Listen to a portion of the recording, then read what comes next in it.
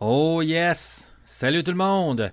Aujourd'hui au podcast, on parle du fameux Greatest Wrestling Match Ever.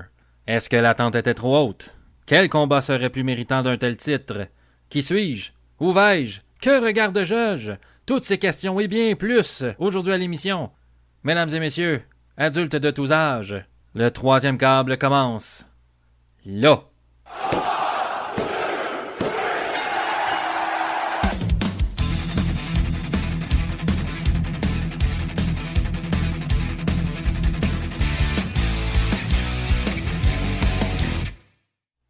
Oh que oui! Bienvenue les gens, bienvenue à vous tous à un autre épisode du podcast Le Troisième Câble, le seul podcast de lutte qui va au-delà des quatre coins du ring. Ici Y2Joe Jonathan Champagne, toujours à son poste, pour parler des vraies affaires. Et aujourd'hui, la vraie affaire, c'est le Greatest Wrestling Match Ever, ou comme dirait si bien encore une fois la loi 101, le plus meilleur combat de toute la vie. Bon, redevenons sérieux quelques minutes. La raison pourquoi que j'ai attendu si longtemps pour parler de ce match-là, c'est que je voulais que la poussière redescende un peu. On a tellement discuté, on a tellement jasé de ce combat-là. Les fans se sont prononcés, les critiques se sont prononcés. C'était-tu si bon que ça? Est-ce que c'était pas bon? C'est quoi ton opinion à toi, Y2Joe? Ben, je vous la donne tout de suite. Mais avant que je donne mon opinion sur le combat, pour les quelques ceux qui habitaient le mois dernier sous une montagne de petites roches compactées, de gravelle et de beaux galets, c'est de casser ce combat-là. C'est bien simple, c'était entre le Legend Killer, le Viper, Randy Orton, contre le tout nouvellement sorti de sa retraite Edge, qui se sont affrontés à Backlash le mois dernier. Et dès le départ, la WWE a cru bon décider de leur mettre tout de suite en partant des bâtons des roues, en appliquant ce fameux slogan-là, Greatest Wrestling Match Ever. Et quand je dis qu'ils ont appliqué ce slogan-là, ils l'ont appliqué à coups de pelle. C'était constant, là. C'était constamment là, dans vos faces. C'est le greatest, le greatest. À chaque retour de pause, on annonce le greatest. Et n'oubliez pas, la semaine prochaine, les deux vont s'affronter face à face pour se parler du greatest match qui s'en vient. Ça finissait plus. Ce qui fait en sorte que ça a créé une ben trop grosse attente envers ce combat-là, qui malheureusement, c'est mon opinion, n'a jamais été atteinte. Parce que, soyons réalistes, là, tu peux pas dire qu'un tel ou tel match va être le meilleur sans même que tu saches ce qui va se passer, sans même avoir mis un foutu pied dans le ring. C'est comme si Van Gogh annonçait à tout le monde « Voici un chef-d'œuvre » avant même de l'avoir peint.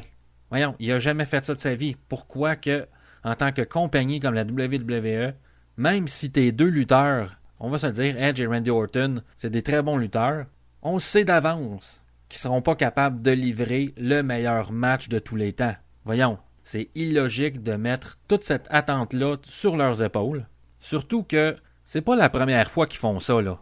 C'est pas la première fois qu'ils poussent de l'avant un match qui disent que c'est le plus gros ou que c'est le meilleur ou que c'est le plus attendu. Ils ont fait ça souvent. On se rappelle du fameux Once in a Lifetime entre John Cena et The Rock qui est devenu Twice in a Lifetime.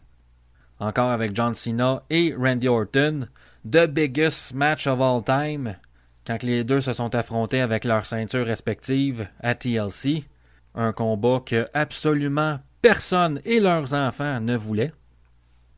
Et on se souviendra aussi du fameux End of an Era, le Hell in a Cell match entre Undertaker et Triple H à WrestleMania, avec Shawn Michaels comme arbitre spécial, qui finalement, 6 ans et demi plus tard, à Crown Jewel, en Arabie Saoudite, est devenu un combat de bouette. On va se le dire, c'était de la pure bouette. Ça l'aurait d'ailleurs dû s'appeler Bouette of an Era. Donc, comme vous pouvez le constater, non seulement c'était pas la première fois qu'ils mettaient autant d'attentes sur un seul combat, mais en plus, aucun de ces combats-là a vraiment livré la marchandise. Sauf peut-être celui de LNSL que je vous disais avec Triple H et Undertaker. Sauf qu'ils sont allés scraper ça en ramenant tout le monde dans un match qu'encore une fois, personne n'avait demandé et qu'on savait très bien que ça allait flopper. Et non seulement ça l'a floppé, mais écoute, Undertaker était pas là mentalement. Triple H s'est complètement déchiré un muscle pectoraux. Shawn Michaels, qui avait de l'air être un petit peu perdu, évidemment, ça faisait quasiment 10 ans qu'il n'avait pas lutté, c'est normal. Kane qui était là-dedans, qui a perdu sa perruque un moment donné pendant le match. C'était un gros fiasco. Donc, la WWE, sachant ça, a quand même décidé de mettre ce fardeau en tant que tel, ce hype inatteignable sur le match entre Randy Orton et Edge. Surtout qu'ils ont cru bon de ramener des légendes comme justement Shawn Michaels, Kurt Angle, Ric Flair, 3 très grands lutteurs qui, eux, ont des matchs qui méritent d'être appelés le meilleur de tous les temps. Pour parler justement, pour hyper encore plus le fait que ce combat-là serait sans aucun doute le plus grand de tous les temps. Premièrement, ils n'étaient pas du tout convaincants et on va se le dire, ils n'étaient pas convaincus du tout. Ce qui est très plate parce que Randy Orton et Edge, comme j'ai dit au début, c'est de très bons lutteurs. Ils auraient été capables de faire un très bon match sans nécessairement avoir cette appellation-là du plus grand de tous les temps. T'sais, à la place, ça s'était appelé la bataille des icônes de la lutte ou, je sais pas moi, A Decade in the Making. Ça aurait été parfait. On se serait attendu à un très bon match. Et dans un sens, c'est ce qu'on a eu, un très bon match. Mais de là à l'appeler le meilleur ou the best ou le greatest, c'est se tirer dans le pied. Et justement, Vince McMahon avait dit que la raison pour laquelle il avait appelé ce combat-là ainsi, c'est qu'il trouvait qu'il manquait de gros superstars pour vendre Backlash. Et quand on regarde la liste de ceux qui manquaient à l'appel, si on veut, justement, c'est assez quand même impressionnant. Là. Brock Lesnar qui était déjà parti, évidemment. Roman Reigns qui était resté chez lui pendant la pandémie, car sa femme venait d'accoucher de 2 jumeaux. Becky Lynch qui avait pris congé de maternité, évidemment, elle avait annoncé qu'elle était enceinte. Charlotte Flair qui était allée se faire opérer à l'hôpital pour un problème avec son augmentation mammaire. Il y avait aussi Seth Rollins, AJ Styles et Daniel Bryan qui n'étaient même pas cédulés. Donc là, ça fait quand même un gros trou là, pour vendre ton événement. Donc c'est pour ça qu'il avait appelé le match entre Edge et Randy Orton le greatest ever pour attirer les yeux, attirer les fans vers le pay-per-view. J'imagine par curiosité pour voir si les 2 lutteurs allaient livrer la marchandise. Malheureusement, ce fut pas le cas. Même que, selon moi, ça l'a mis une trop grosse pression sur les épaules de Randy Orton et Edge, même que ça leur a mis des bâtons dans les roues. Et même que, selon moi, ça a été un gros middle finger d'en face de tous les autres combats, de tous les autres lutteurs qui ont livré des matchs qui étaient beaucoup plus méritants du titre du meilleur de tous les temps.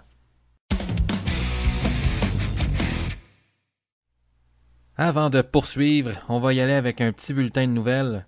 Comme vu dans le récent épisode de SmackDown vendredi, Big E serait peut-être sur le point d'avoir une run en solo, chose qu'il n'a pas eu depuis à peu près 7 ans déjà. La raison serait que, évidemment, Xavier Woods est blessé depuis quelques mois déjà et le serait encore pour plusieurs mois. Et on apprenait en même temps dans l'épisode que Kofi Kingston serait blessé et nécessiterait une absence de 6 semaines. Donc, ça laisserait là toute la place à Big E pour avoir sa run en solo. Et honnêtement, il le mérite amplement. Là. C'est tout un travaillant, tout un lutteur talentueux. Je pense que ça n'amènerait que du bon. Et on apprenait aussi cette semaine que la WWE était en train de planifier une espèce de retour d'un ancien groupe des années 90, la Nation of Domination. On avait vu là à l'écran Ron Simmons qui parlait avec MVP et Bobby Lashley. Et apparemment, l'histoire serait déjà droppée. Dans le fond, serait déjà abandonnée. Évidemment, plusieurs personnes dans la compagnie trouvaient que c'était complètement absurde et surtout un mauvais timing avec toutes les histoires horribles qui se sont produites récemment et qui continuent de se produire à travers le monde avec le fameux Black Lives Matter. Donc, beaucoup de personnes voulaient que cette idée-là soit abandonnée et apparemment, ça serait fait.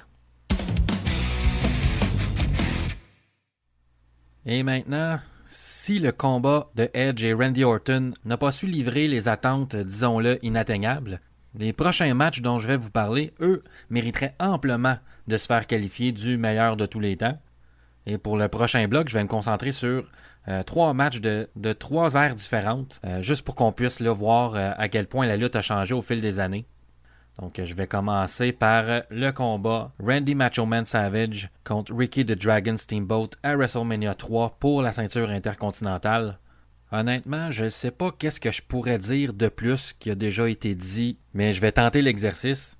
C'est un combat qui a inspiré des dizaines et des dizaines de lutteurs. Et c'est également un affrontement qui est le premier à avoir volé le show dans un WrestleMania.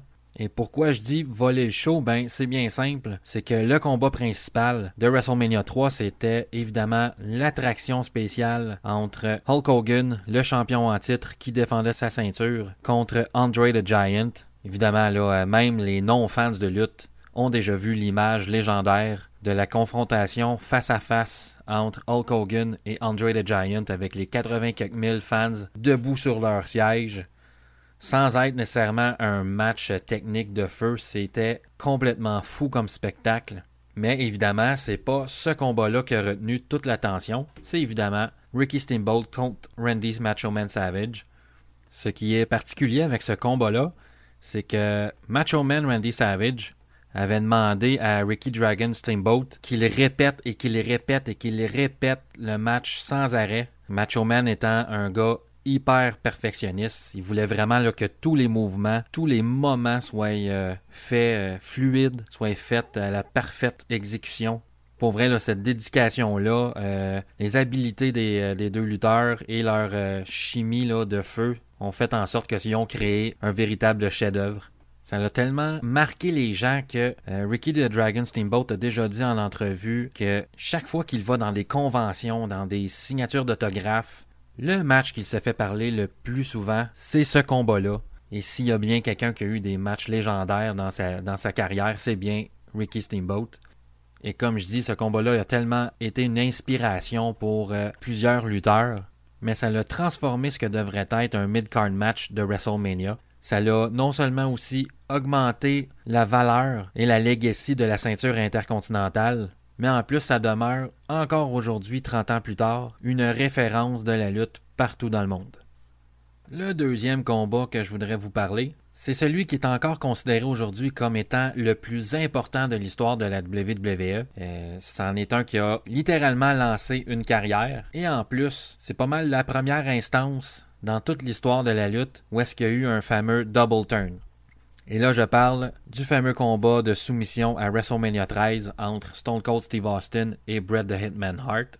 Premièrement, pourquoi il est considéré comme étant le plus important? Ben, à la base, le match il est juste excellent. Il y avait de la hargne dans le match, il y avait de l'agressivité, c'était intense, c'était violent. C'était vraiment là, particulier comme match. C'en est un autre ça, qui a volé le show d'un WrestleMania sans être le combat principal. Mais en plus, la raison pourquoi que c'est le plus important, c'est que Stone Cold Steve Austin, à l'époque, jouait le rôle du méchant. Bret Hart, lui, était le gentil. Mais Austin commençait à se faire pas mal acclamer parce que, disons-le, c'était un badass. Il se foutait de tout. C'était le rebelle.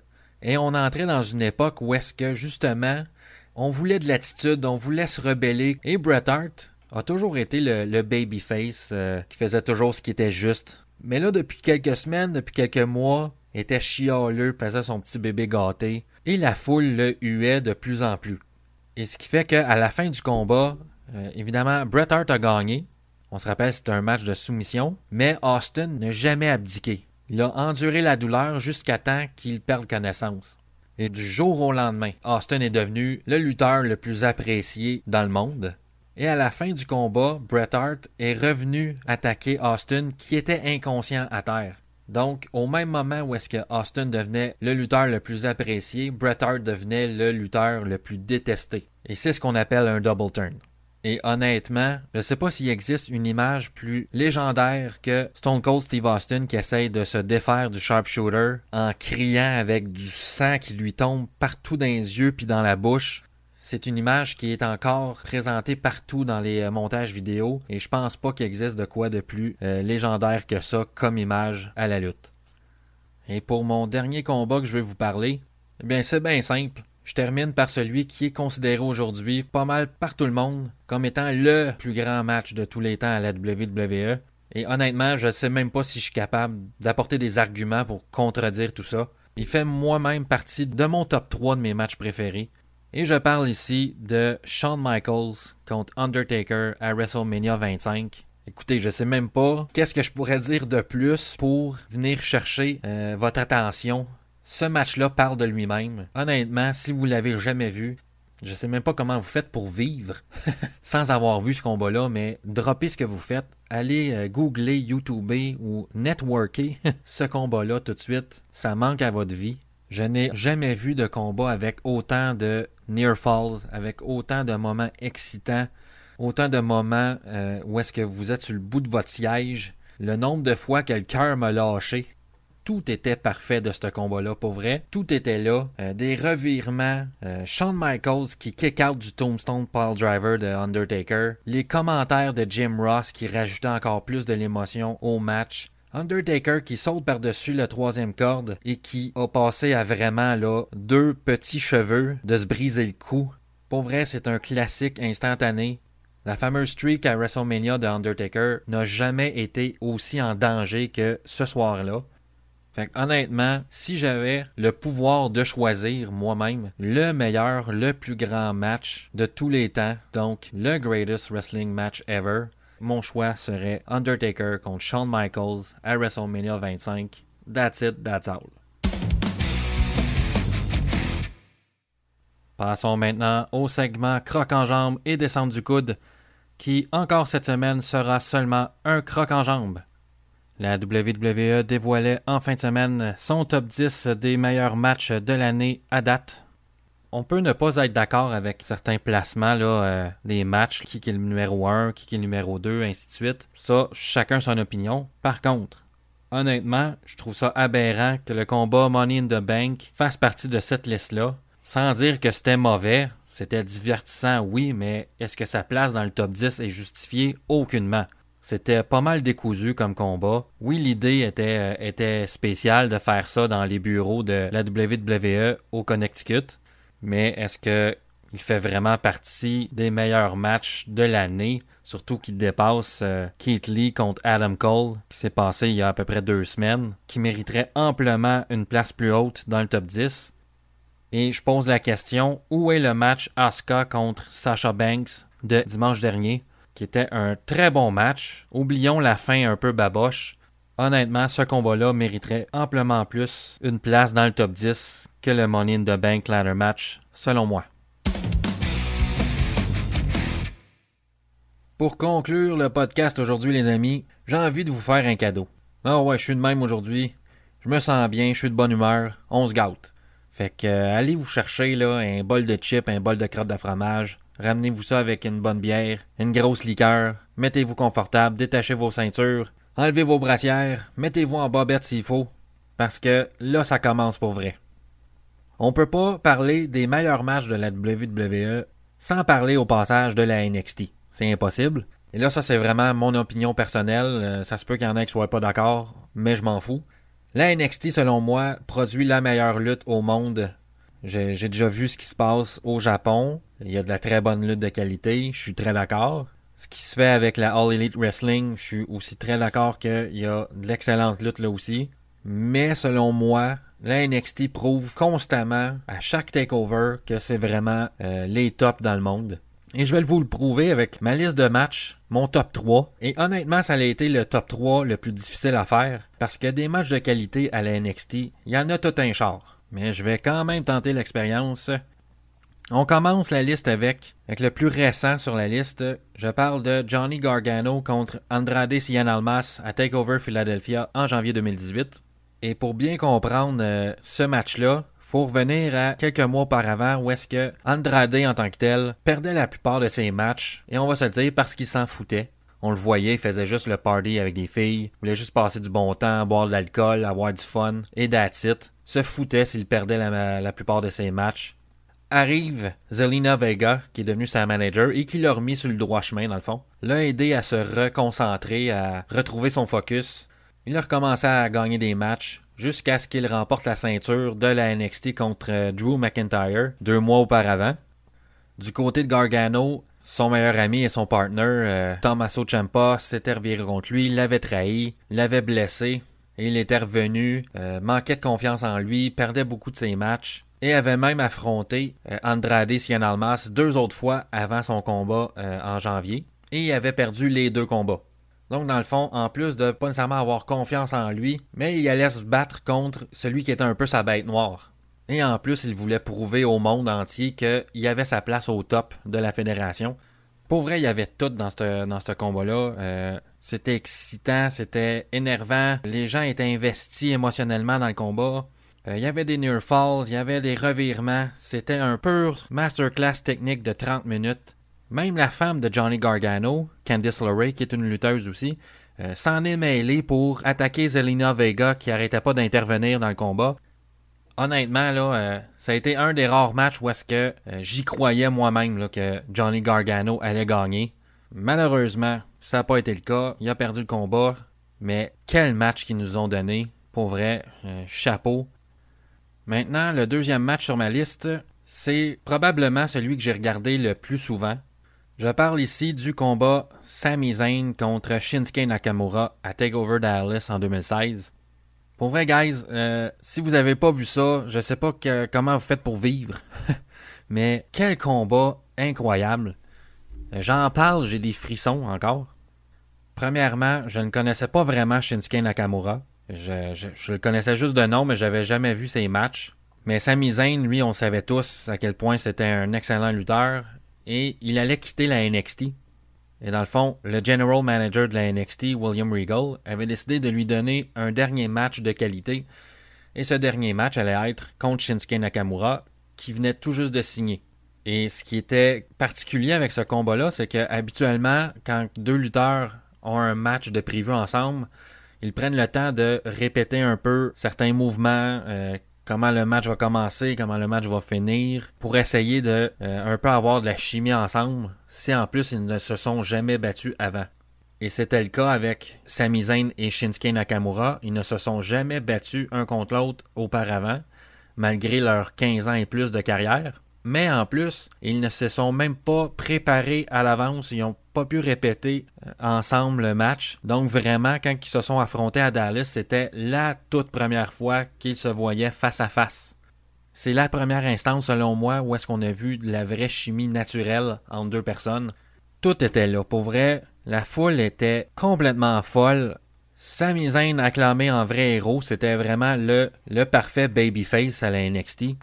Et t'as Shinsuke qui arrive sous, selon moi, le meilleur thème musical que la NXT a pu produire dans toute son existence. Il arrive en gros superstar, un personnage énigmatique, rempli de charisme. C'était absolument fou comme ambiance. Et la foule criait « This is awesome » avant même qu'il y ait un seul coup qui ait été porté. Juste pour vous montrer à quel point le match était si attendu. Et oh my god, qu'ils n'ont pas déçu pour vrai. Ça a été là un bon 18-20 minutes non-stop de coups, de moves, de revirements.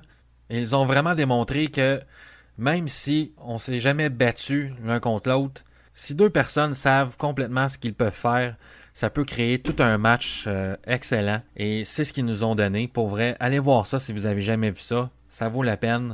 Moi, pour vrai, là, c'est mon match préféré de la NXT à date. Je vous le recommande fortement.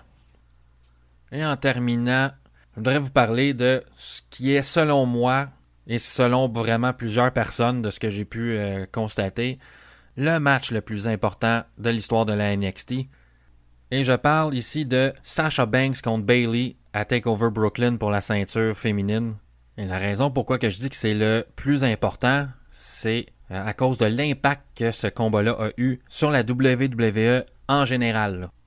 Il faut comprendre premièrement que à ce moment-là, à la NXT, ça faisait déjà un bon 2 ans et demi, si c'est pas plus, qu'il y avait des matchs de femmes de très grande qualité qui se produisaient quand même assez fréquemment. C'était la norme, c'était très normal que ce genre de match-là ait lieu, ce qui était tout à fait le contraire du côté de la WWE. Encore en 2015, c'était très difficile de voir un bon match à la WWE entre deux femmes, et c'est pas parce que c'était pas des bonnes lutteuses, mais parce que la WWE ne leur donnait aucunement une chance. Et ça l'a pris finalement les fans à travers le monde pour faire changer la vision des choses à Vince McMahon en tweetant le hashtag Give Divas a Chance. Et on voulait que la WWE leur donne une chance. Depuis des années, c'était reconnu que Vince McMahon ne prenait pas au sérieux les femmes à la lutte. Et c'était vraiment dommage parce que ça a quasiment tout pris pour que les femmes soient prises au sérieux à la WWE. Et surtout, selon moi, ça a pris ce match-là à TakeOver Brooklyn. Non seulement ça, mais c'était aussi un test à savoir si la NXT, qui est encore vue un peu comme un réseau de développement, si on veut, s'ils étaient capables de bien performer sur un plus gros stage que d'habitude. Parce qu'auparavant, tous les shows de la NXT, que ce soit le show hebdomadaire le mercredi ou les takeovers 5 fois par année, se passaient au Full Sail University, qui est tout juste à côté du Performance Center en Floride. Et là, c'était la première fois que c'était dans une grosse arena, donc cette fois-ci à Brooklyn, à New York. Et depuis ce temps-là, dans le fond, aucun autre takeover ne s'est fait au Full Sail University depuis. Et troisièmement, c'est un match que la NXT n'était pas encore nécessairement confortable à mettre en main event. Donc ils ont décidé de le mettre en co-main event avec le match Finn Balor contre Kevin Owens dans un match d'échelle pour la ceinture. Et honnêtement, après avoir vu ce combat-là, ça aurait dû être le main event. Parce que même Finn Balor et Kevin Owens, pendant qu'ils regardaient le combat, se demandaient sérieusement comment ils allaient topper ça. Ils n'ont pas pu, évidemment.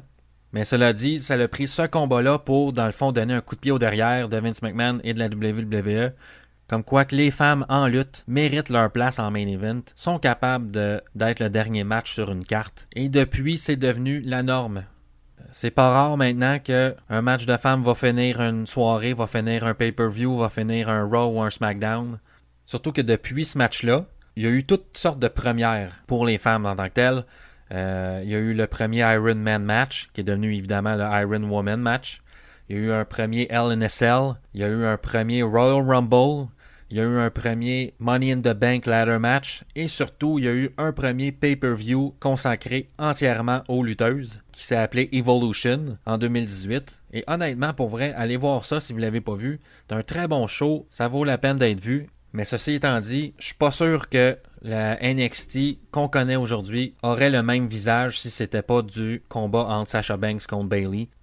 Ça l'aurait sûrement grandi au fil du temps, mais je crois que ça l'aurait grandi beaucoup plus lentement si le combat n'avait pas eu lieu. Donc c'est pour ça que pour moi, non seulement un combat de grande qualité, des revirements, des near falls, de la psychologie, une histoire extrêmement bien construite dans le ring, la foule était complètement en délire. C'était même quasiment émouvant comme combat, pour vrai. J'étais fier, moi-même en tant que gars. J'étais fier qu'enfin on donne la chance à deux femmes talentueuses de montrer ce qu'ils savent faire, mais de voir à quel point ils ont été capables de le faire avec un tel impact. Pour vrai, là, c'était vraiment incroyable à voir. Donc voilà ce qui est selon moi le match le plus important de l'histoire de la NXT, Sasha Banks contre Bayley. Et c'est un combat qu'on parle encore aujourd'hui, 5 ans plus tard. Et voilà tout le monde, c'est ce qui termine l'épisode du podcast d'aujourd'hui. Je vous invite à aller liker ma page Facebook et ma nouvelle page YouTube, le troisième câble podcast. Ou sinon, continuez à me suivre sur baladoquebec.ca, tous les épisodes sont là aussi. Et cette semaine, je ne vous partagerai pas de la sagesse de notre cher capitaine Charles Patnaud, mais plutôt, je vais vous laisser en vous disant que, avec tous les matchs enivrants que je vous ai mentionnés, comme le dirait Corey Graves lors de TakeOver Dallas, à l'entrée de Shinsuke Nakamura, if you're not excited, you better check your pulse. Sur ce, les amis, je vous dis ciao, portez-vous bien, on se retrouve la semaine prochaine, car le troisième câble se termine là.